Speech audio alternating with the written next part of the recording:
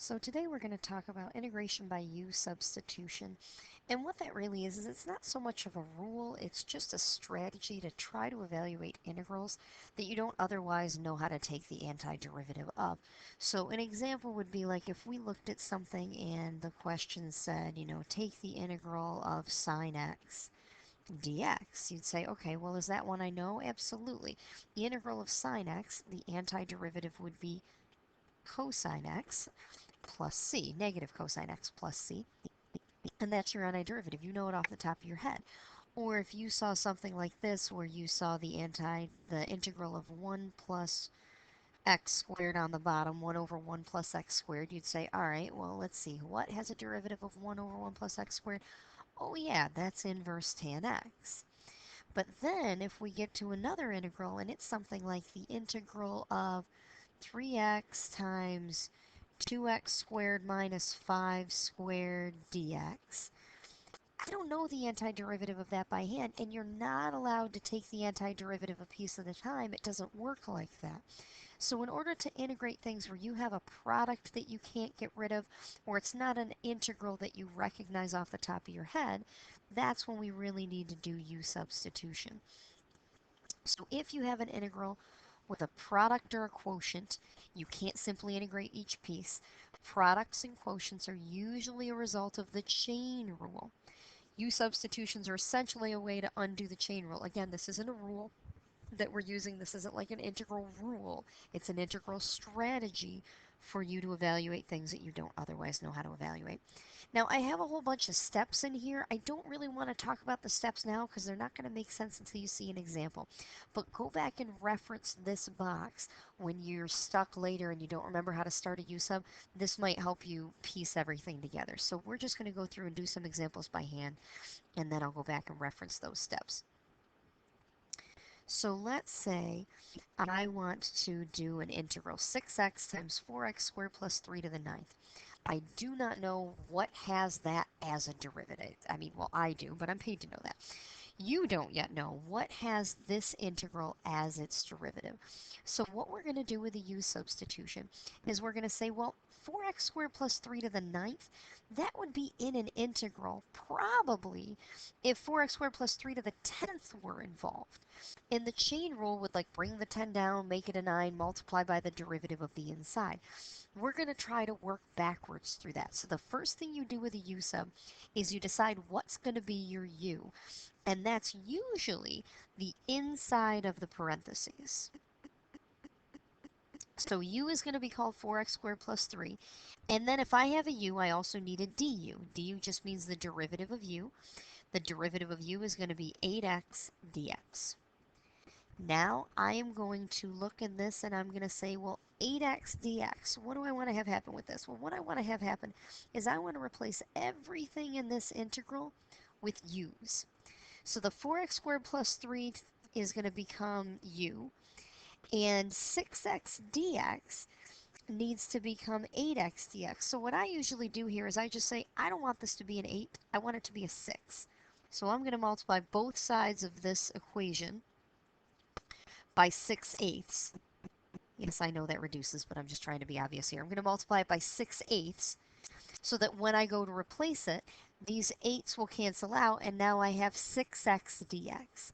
So my u substitution is that the 4x squared plus 3 to the ninth is just going to become u to the ninth, and then 6x dx is just going to become 6/8 du. Everything got replaced with u's. Everything that was over here is now in purple. The 6/8 I usually bring in front because all of your coefficients can come out in front. So I have 6/8 times the integral from u to the ninth du. Now, can I take the antiderivative of u to the ninth? Absolutely. It's just a quick backwards power rule. So I'm going to add 1 to the power, divide by the new power, and then stick my 6/8 back in here and stick on a plus c. Well, the antiderivative of 6x isn't going to become a u, so now I just need to undo the u sub. So let me quick do a simplifying here. That's going to become a 3, and that's a 5, so I'm going to have 3/40 times 4x squared plus 3 to the 10th plus c. And there is the antiderivative of this integrand. If you're not convinced, we can always check it and make sure. The great thing about integrals is you can always check your answer. If the derivative of this thing equals the integrand, you're good to go. So if I take the derivative of 3/40 times 4x squared plus 3 to the 10th, let's see, I'm going to bring down the 10, so that's going to be 30/40 times 4x squared plus 3 to the 9th times the derivative of the inside, which is 8x. 30/40 is this obviously 3/4 here. So that's going to cancel. 3/4 times 8 is 6. So I have 6x times 4x squared plus 3 to the 9th. Does this match my integrand? Yes, it does. I got the right answer. That is U-substitutions. U-substitutions, what we just did, is we basically identified that we need a U-sub by noticing there's a product or a quotient I can't simplify.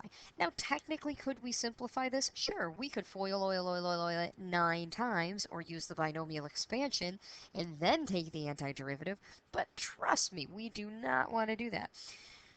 Then what we do is we let u equal the inside expression from the integrand. Like I said before, that usually means that u is going to become what's in your parentheses. Also, your u substitution should have a derivative that exists elsewhere. Our derivative down here was 8x. We had a 6x. They're constant multiples of each other, so that works out in our favor. So we want to calculate du, rewrite the integral in terms of u. If your integral was a definite integral, create u-bounds. We haven't talked about that. And we should be good to go. So hold a moment and we'll go on to the next example. So our next example, we're going to do a u substitution with trig. So the antiderivative of e to the x times the sine of e to the x dx. Again, it's not something that you're supposed to know right off the top of your head. So what we want to do with this one is we're going to say, all right, I have a product. There's no way to get rid of that product. So we are going to do a u substitution where u equals e to the x, because that's what's in the parentheses. It's like my inner function. Then du is also e to the x, but e to the x dx. And that takes care of everything I need. No multiplication necessary this time. This u is going to replace this e to the x, and then e to the x dx is going to be replaced by du. So I now have the integral of sine u du. Well, what's the antiderivative of sine u du? It's just going to be negative cosine u plus c, which in our case is going to be negative cosine e to the x plus c.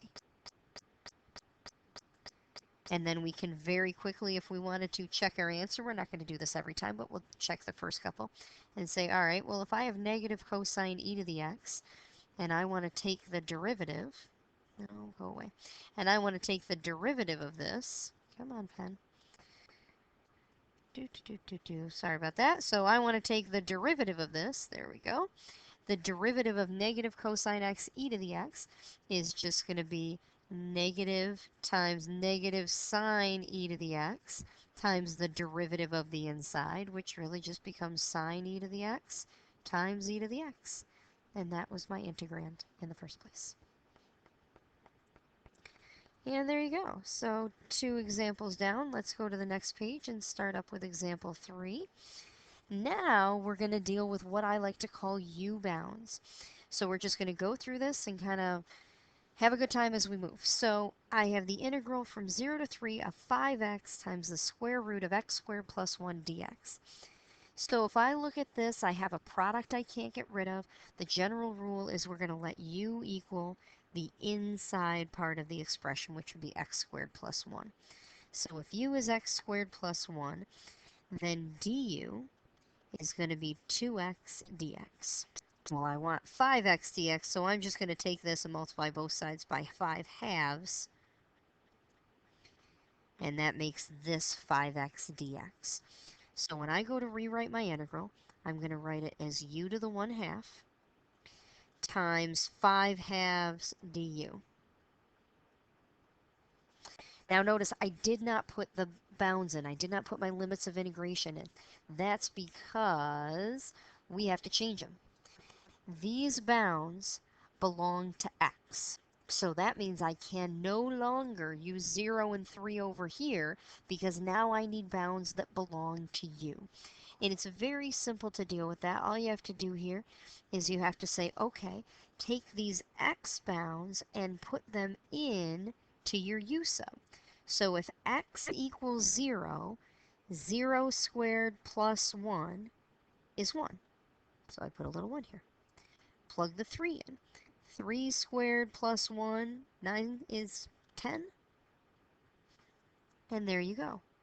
So the integral from 0 to 3 of 5x root x squared plus 1 dx has exactly the same answer as the integral from 1 to 10 of 5 halves u to the 1 half du. Okay, so now the nice thing is we don't need to go back to this anymore.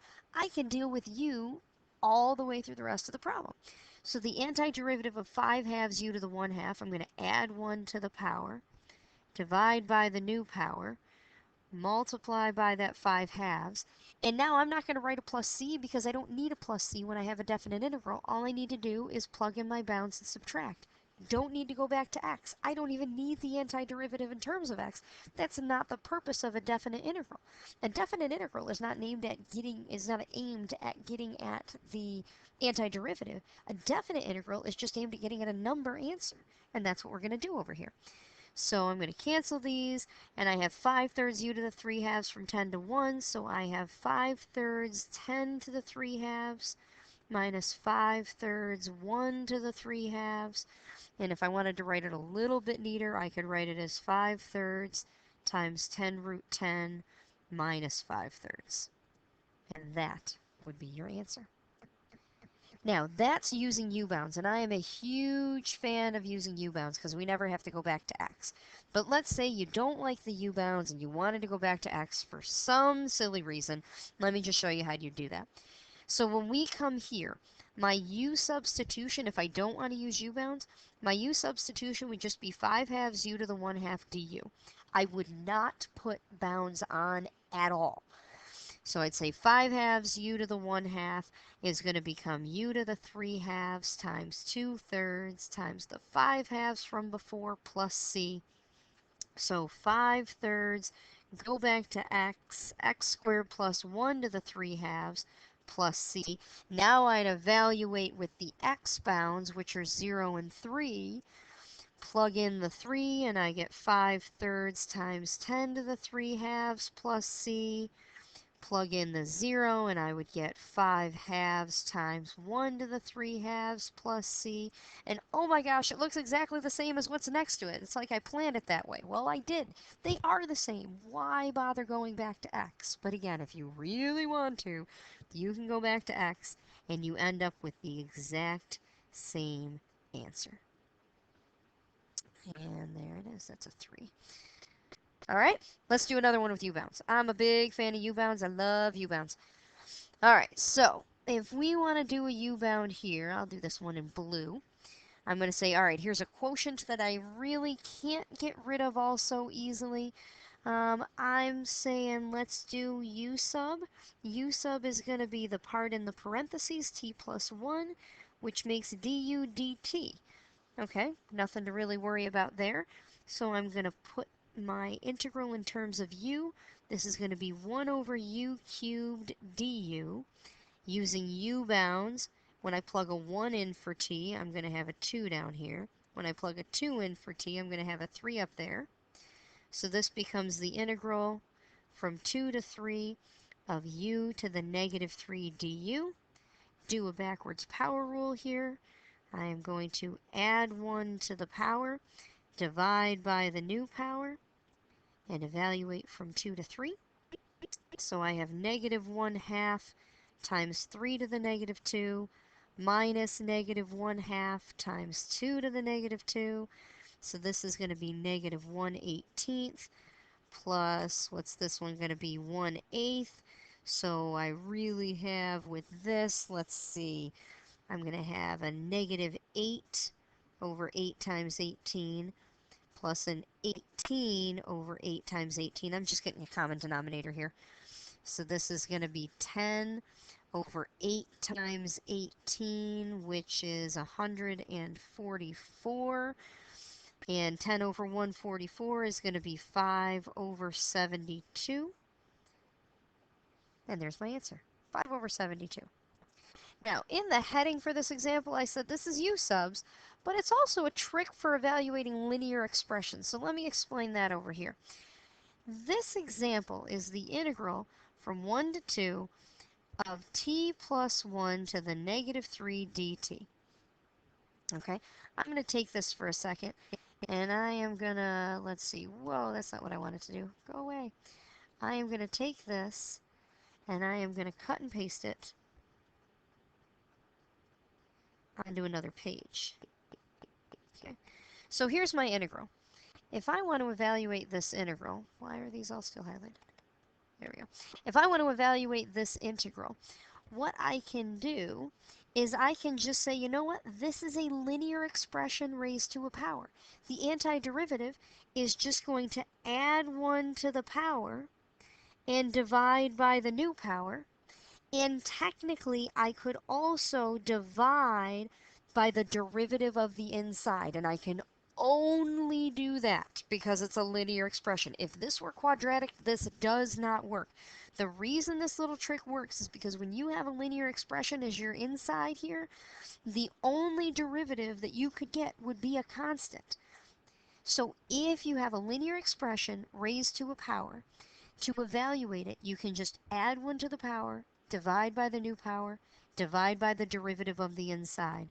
So negative 1/2 t plus 1 to the negative 2 from 1 to 2, and we'll end up getting the same answer that we got before.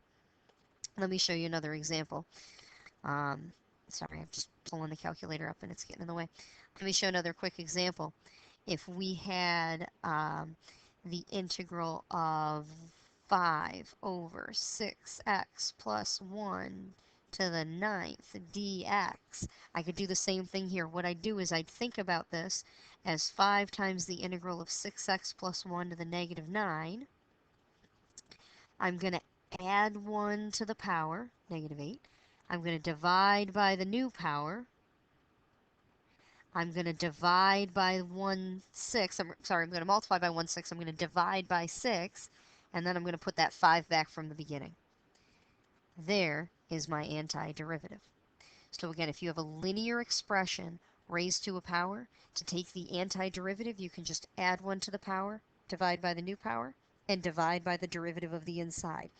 If, when you are dividing by the derivative of the inside, you see an x crop up, stop what you're doing, cross it off, and say, no, no, no, I'm not allowed to do that.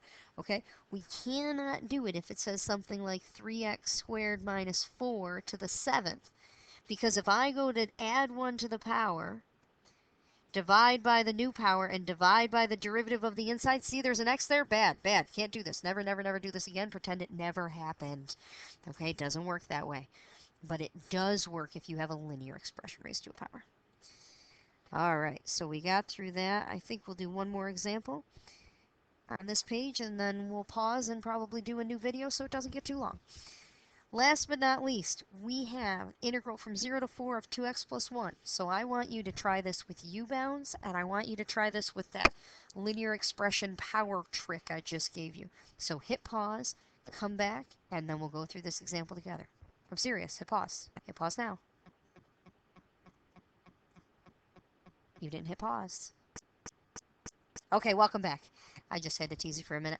All right, so welcome back. We have the integral from 0 to 4 of this expression. So I'm going to rewrite it as the integral from 0 to 4 of 2x plus 1 to the negative 1/2 dx. I'm going to use the power trick here, okay? I'm going to use the power trick. So I am just going to take this. I'm going to add 1 to the power. I'm going to divide by the new power. And I'm going to divide by the derivative of the inside. And then I'm just going to evaluate from 0 to 4. So these cancel, which is really nice for us. If I plug in 4, I'm going to have 9 to the 1/2. If I plug in 0, I'm going to have 1 to the 1/2. That's really 3 minus 1, which is 2. There's your answer. Simple, easy peasy, done. Let's say you didn't want to do that power trick and you did U substitutions with U bounds, which is also a perfectly legitimate way to do it. I'd have the integral from 0 to 4, again, of 2x plus 1 to the negative 1/2 dx. I would use U substitution if I wanted to, and I could say U equals 2x plus 1, du equals 2 dx. I don't need 2 dx, so I'm going to multiply both sides here by 1/2. Oops, by 1/2. So this is going to become 1/2 the integral from, well, let's get my u bounds, 1 to 9 of u to the negative 1/2 du. If I evaluate that, it's going to end up being add 1 to the power, divide by the new power, add 1 to the power, divide by the new power, stick the 1/2 back from the beginning, evaluate from 1 to 9. My 2's cancel. 9 to the 1/2 minus 1 to the 1/2, which is 2 again. So if you see a linear expression raised to a power, there's no other product involved. It's only when you have a linear expression raised to a power.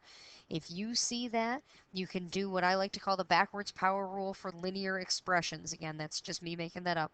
Add 1 to the power, divide by the new power, divide by the derivative of the inside. And I'm going to pause this, and we'll put this into a second